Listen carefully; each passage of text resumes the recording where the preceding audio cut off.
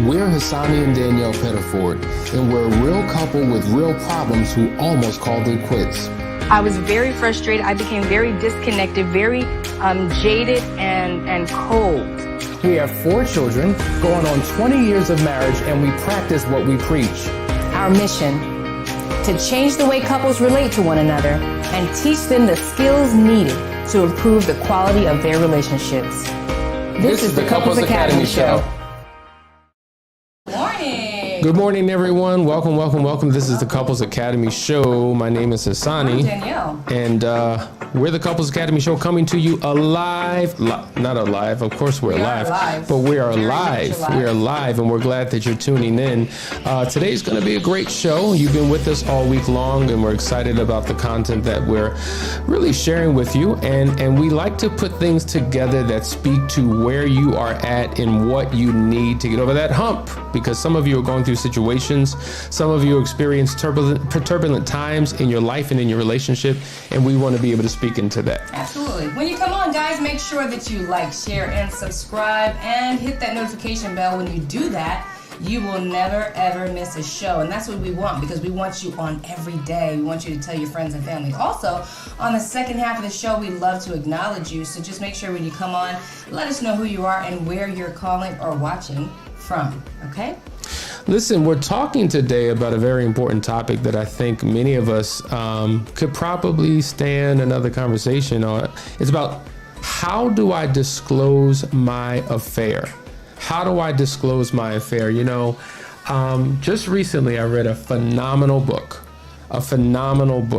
by Mike Tyson. And I'm gonna tell you something, I love autobiographies, right? So I'm listening to this book, I'm fascinated about everything that I hear. And then, you know, if you like a book, you start Googling and YouTubing, and I started watching some interviews by Mike Tyson. And I was blown away at how intellectually profound he is. You were telling me about that. I mean, this dude is, he's brilliant. Mm-hmm. His understanding of not just boxing, but history and just, he's a genius. He's incredible. So anyway, in this interview, they were talking about the book, and the person who interviewed him was a phenomenal interviewer. And he was referencing how real and how raw this book was. Like, he literally peeled back every layer and exposed every area of his life. And I thought that was fascinating as I'm listening to this book, because most people rather highlight the best of who they are, their wonderful memories, their wonderful accomplishments, but they don't get down into the dirty and into the ugly. And it was so profound that in this interview, the interviewee, he quoted George Orwell, who said, "Autobiography is only to be trusted when it reveals something disgraceful. A man who gives a good account of himself is probably lying, since any life when viewed from the inside is simply a series of defeats." I thought that was such a powerful quote. So real. Isn't that a real reflection? It's an incredible reflection. Because if all you do is write about how wonderful and amazing and all your accomplishments are, that's you talking about all that you accomplished. But we started from the bottom. Now we're here. There it is. Right? So what happened at the bottom? It's Lisa Nichols who talks about that, that curve, right? As soon as you get up, it's like your whole life is this curve. Mm-hmm. And you go up and you have dips, and then you go up and then you have dips. And so, we do want to hear, we grow in the dips. It's like the peaks and the valleys, right? Mm-hmm. And everybody wants to talk about their peaks. Nobody wants to talk about their valleys. And there's so many men and women, whether single, whether married, they just think that they're the best thing since sliced bread. I know I got it together. I'm great. I love myself. I'm perfect. I can't get any better. And I'm just like, are you deceiving yourself? Like, who are you doing this for? And the reality is, we all have issues and faults and flaws and idiosyncrasies and struggles and shortcomings and vices and sins and things that we deal with.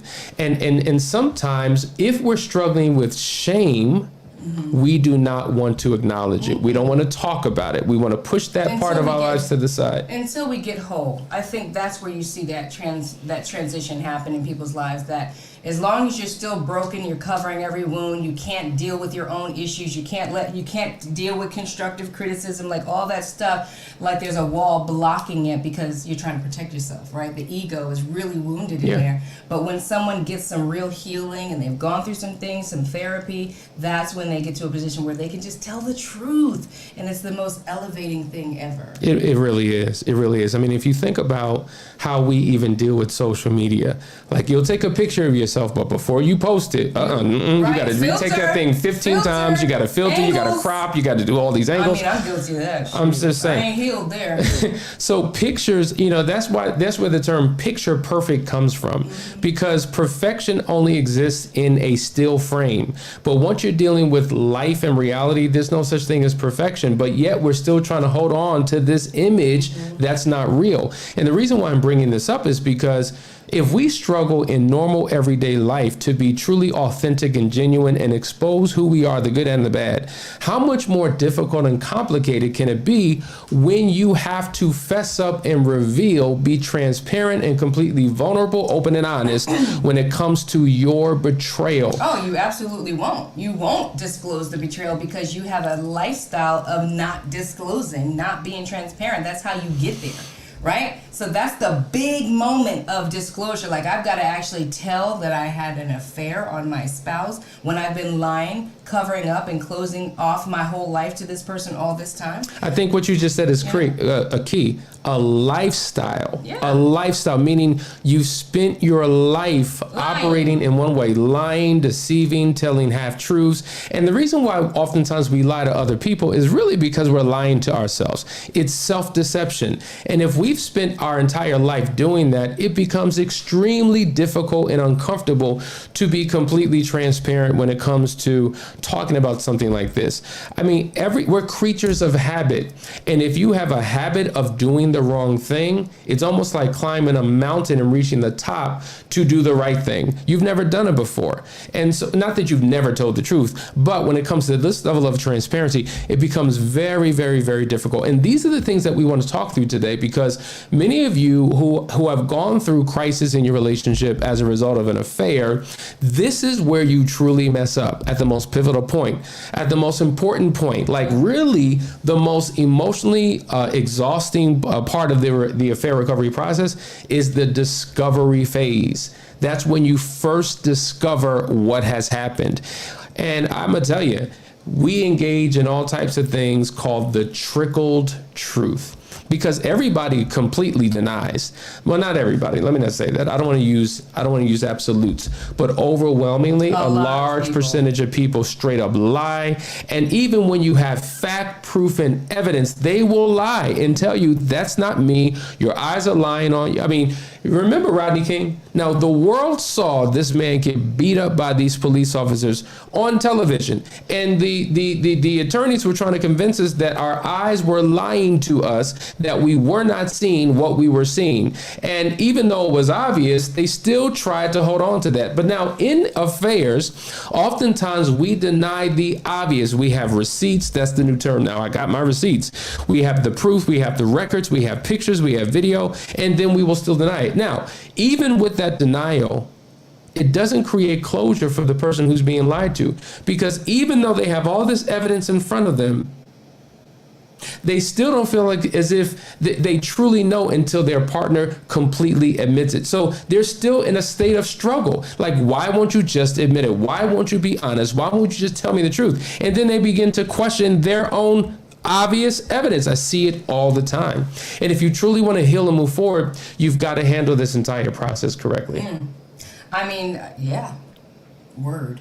And so we want to talk about what the steps are and what you need to begin to do to have an effective disclosure process, because the discovery phase is when you just discover what has happened. But you have to transition into what we call full Disclosure, where you unpack all of the details of the affair. So we're going to go through some steps. And step number 1 is simply no more lies. See, people lie for a multitude of reasons. Either they're lying because they're trying to protect their partner from hurt and pain. Fine, you discovered that I cheated, but to tell you all the details, that's going to crush you, that's going to destroy you. And to keep from doing that, I rather hold on to these truths for dear life. I'd rather take them to the grave than admit to you what has happened. It's horrible because I feel like that just keeps the box of confusion open. Like, people need to close those loops in their mind, you know, and so for you to hold out and refuse the truth. I love what you were talking about, like them seeing Rodney King get beat down, and they're literally telling us we're seeing something different. People have so much evidence all the time, but their spouse won't own up to it. They've been trained to lie. They've been trained to lie. So we're going to go through these steps, guys. I hope you're getting something out of it. We want you to enjoy the conversation. This is when you need to push that like and share button. Bring other people into this conversation, because this is where people are at. And come on the other side with your questions, guys. I see some comments, but I need questions. Come on, guys. This is the Couples Academy Show. We'll be right back.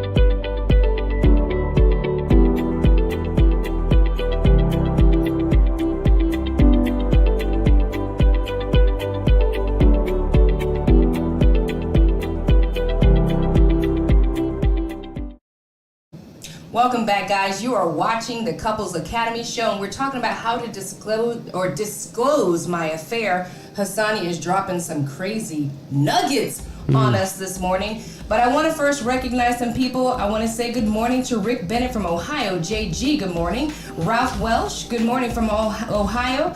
Carol from Texas. Dee, good morning from South Carolina. Brandon from Oklahoma.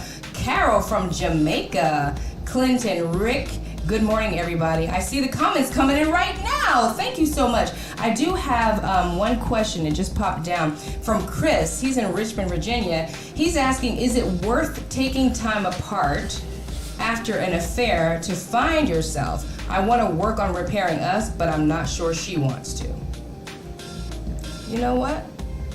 Yes, I think there is time. It's important for you to work on yourself. The way Hassani and I work on things like this is that we will actually split the couple up. I'll work with the wife, Hassani will work with the husband, because if you go to your individual counselor and you're both receiving different information, oftentimes you're going like this, right? Because you're not on the same page. When you come to a Couples Academy and you're working with us, we are guiding you together, and the overall intention is to get you into some couples counseling right after working with us individually. So I would say yes, it's important to work on yourself while you're working on your marriage so you don't grow apart. Now, to clarify, he said, I think he's saying, is it okay to move apart, to move away from, to go somewhere else? Now, yes, you should be working on yourself individually while simultaneously you're doing couples counseling, but you should not go away, right? right? So I'm gonna just separate and go.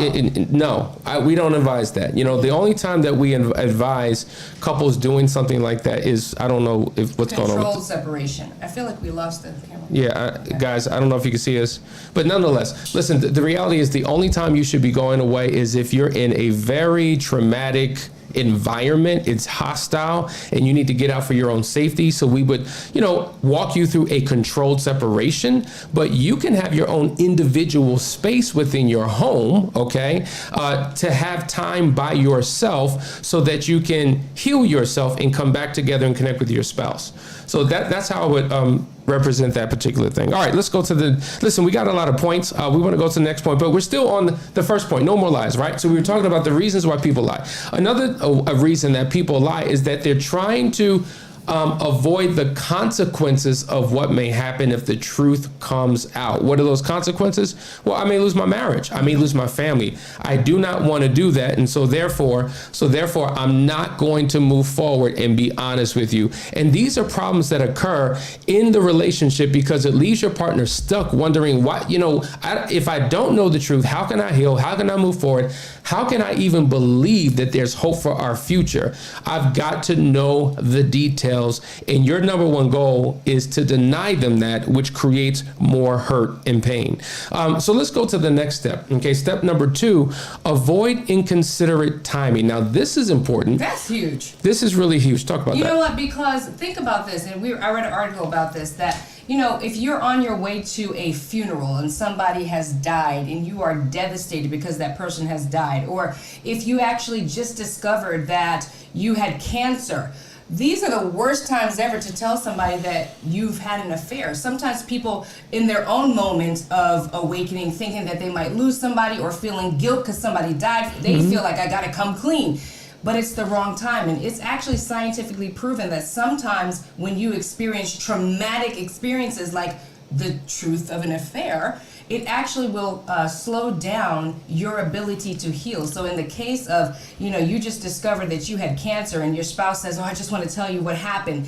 That could be the worst time ever to disclose the affair. Now, is there really any great time to disclose an affair? I'm going to say no, right? But there are also some times that are worse off than others. And I would say really consider what those times might be. An example was given that if you are going to an event and you know that a disclosure is about to happen and it's not coming from your lips, it might be bad timing, but it's better than them discovering it from somebody else than from you. So you've got to kind of pay attention to those things, but obviously when it's a critical situation, when somebody's mind is wrapped up in something else, a funeral or something like that, or even a wedding, right, which is supposed to be a joyous occasion, that might not be the best time for you to disclose your affair. So you got to think those things through. And I think that leads to the next point that's important. When is the right time, right? Well, it's important that you create a safe environment. You've been hearing us talk about that for so long, the importance of creating a safe environment, because the right thing at the wrong time will produce the wrong thing, but the right thing at the right time has a completely different impact, right? Like, for instance, I have 2 couples who are on vacation right now, 2. Okay, and they're enjoying the beach, they're enjoying the mountains, and so they wanted to have this couple session while on vacation. And I'm like, no, wrong time, wrong place. You don't want to break up your fun and your opportunity to connect, to deal with these hard, sticky issues, because now it's going to ruin your vacation. Let's create a safe environment so when you get back home, all right, separate from the kids, let's get the timing right. A safe environment means, listen, I'm prefacing that we need to have a conversation. So maybe I'm volunteering information and my spouse has no clue, or maybe my spouse is hounding me looking for answers, and I'm like, okay, babe, listen, you're terror texting me while I'm at work, not a good time. You want to talk while I'm driving, I may crash. You want to talk while I'm on the job. It's just not the right space and place. So let us choose a day, choose a time, free. And you know what? If you're in your home and your walls are thin, made of paper mache, and the kids are on the other side and they can hear it, you don't want to do that. You want to protect protect your children from your marriage and from your issues.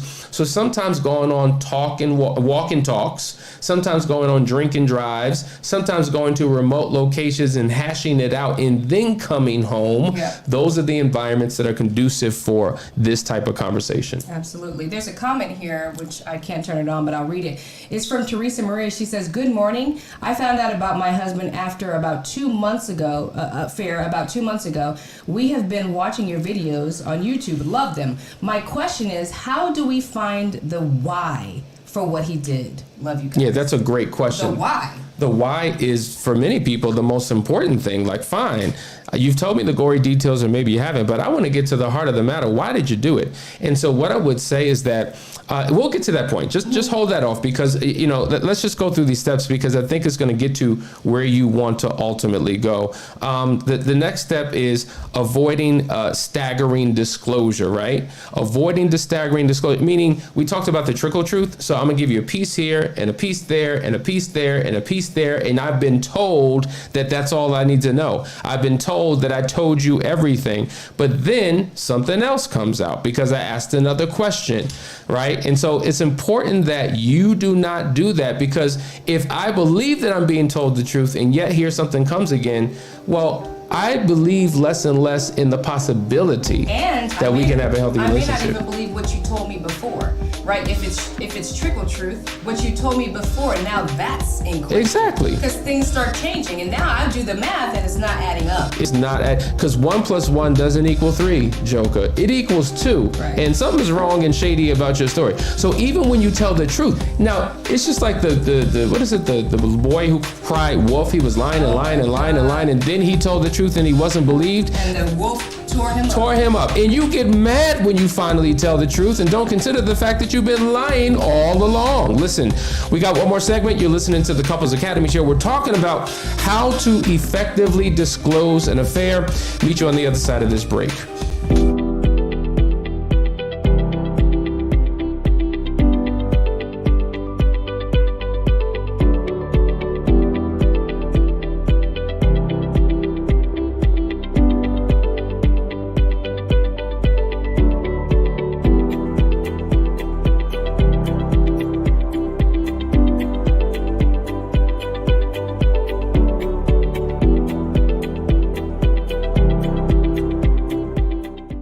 I don't know.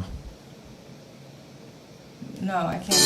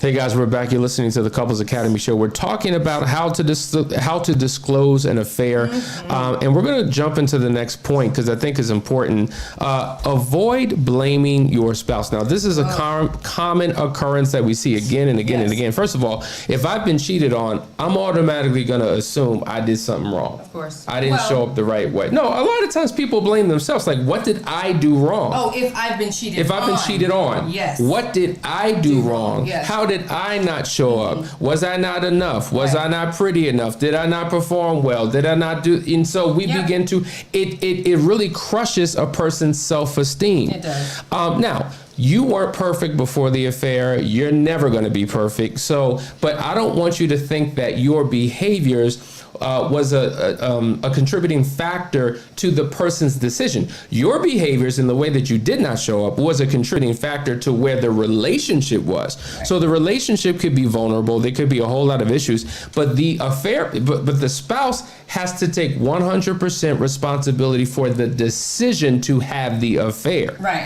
But I also think that what you find is that you have a couple that both were unfaithful.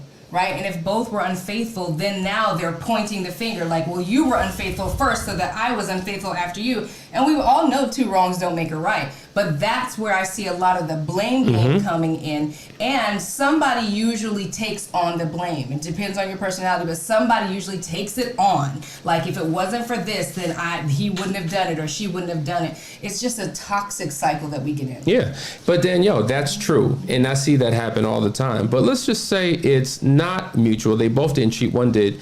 I mean, we constantly hear people talk about, well, you just didn't give me enough affection. You didn't give me enough time. You always arguing and diminishing me, and you're always doing this. And all of those things may be true. Like, let's just keep it real. We show up sometimes in an unhealthy way in our relationship. All those things can be true. But that, in my opinion, still does not mean that you take total responsibility for somebody else's actions, because at the end of the day, we've said this before, and I'll use this example again and again and again. If I have a lighter and I light it and I put your hand underneath this flame, and then I put Danielle's hand, not over the flame. I'll put Danielle's hand over the flame. I'll put your hand over the flame. You may scream, Danielle may curse, I may suffer in silence. We're all experiencing the same pressure, but yet we respond differently. Why? Because pressure forces out of you what was already in you. So if I'm going to curse you out, I was probably doing that before I faced this pressure, or the ability to do that was already in me. Absolutely. Right? So if I'm cheating, maybe there's a history. Maybe I've done that before. And that's the way I respond when I experience pressure. So is there a way to avoid pressure? No, it's a reality. Is there a way to avoid conflict in a marriage? No, it's a reality. Is there a way to avoid misunderstanding and hurt feelings and seasons when you go through challenging times? No, it's a reality. But that can't be my reason as to why I did what I did, which goes to the lady's question. I need to understand the why. Why did this happen? Now, here's the fact. Okay. The person who was unfaithful may know the why, they may not know the why. Sometimes they're fishing for things. And the easiest thing to point to is you, because, hey, we're in this relationship together and you didn't show up the right way. So it's easy to do that, which means that my focus is on something outside of myself. See, your eyes look out, not in. That's why you have to work with somebody that can help you dig a little bit deeper. Let's just say I do know the why. I may only know the why on a surface level. But you need somebody who's going to go deep, deep, deep down, 6-7 layers down in within you to unpack what the real why is. Because listen, some people are addicted to sex. Some people are addicted to new. Some people are addicted to love. Some people are addicted to attention. Some people are addicted to romance. So once your relationship ceased doing what it once did, now you're off looking and searching for somebody else to give you what you wish you still had, but you no longer have. And so that's why we can't easily diagnose somebody as being this or being that. We got to go deeper, right? Some people have mommy issues, daddy issues. Some people deal with loneliness and rejection. Some people have insecurities and inadequacies, and they don't feel like as if they can be anything through the lenses of their spouse. There is a ghoul gob list of reasons why people do what they do. And if you attach the wrong why to your partner because you see it a certain type of way and they don't own that why, it can possibly happen again. I've got to own my own why, but I can only own it if I first understand it. Does that make sense? I mean, you on fire. I feel like I wish I had a bomb to drop so that we could get... We may start doing that, right? For real. And this is real. This is what you all have to be aware of. And this is why it's so critically important, if you are the offender, to get help. Because I hear this mess all the time. Well, I'm going to just make the decision to stop. I mean, I just decided I was just going to stop. And just believe me this time. Yeah, believe me this time. I'm telling you the truth this time. Joker. Please. What track record do you have of telling the truth? It's not like a switch that you just turn on. There are steps that you have to take in order to overcome your own idiosyncrasies, faults, flaws, inconsistencies, your bad behaviors to get on the right track. Now, we're talking about disclosure. This is more than just a one-show topic because there's so many components. But let me just go to the last point before we close out. You've got to seek a third party for guidance. You cannot do it on your own, because when you come to Couples Academy, we're going to guide you through a very specific process. And then, even if I told you what it was and you did it on your own, you're still missing the accountability. You're still missing someone to help navigate that conversation. You need somebody to prepare each of you for the conversation, then be a part of the conversation. And then you need somebody to help ask the right questions that one of you did not ask, help the person properly answer the question that they did answer, because sometimes we can put words to things that you struggle to articulate. And so if you're attempting to take the DIY approach, just doing it on your own, yes, it can be productive, it can be successful, but there are some other steps along the way that you need to take to get it all out. Because if it doesn't come all out, trust me, you're going to have the conversation again and again and again. Well, we see these comments are coming in like crazy. Tomorrow is Q&A day. I'm taking these questions and we're going to answer them tomorrow. So make sure you tune in for Q&A Fridays. Listen, guys, we appreciate you. Hope you got something out of today's show. We love you and we will see you tomorrow. Deuces.